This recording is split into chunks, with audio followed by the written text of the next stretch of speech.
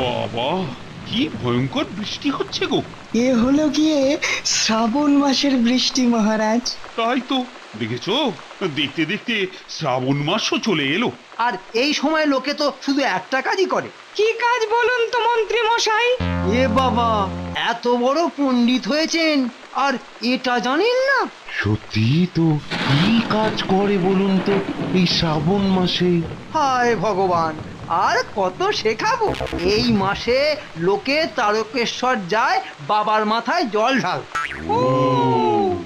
বাবা, মন্ত্রলিপিকে আবার কবে থেকে এত ধার্মিক হয়ে উঠলো কে জানে। তাহলে তাহলে আর বসে কেন, তোমরাও তারকেশ্বরে গিয়ে জল ঢেলে এসো। হ্যাঁ, সে যেতেই পারি, কিন্তু আমাদের সঙ্গে আপনাকে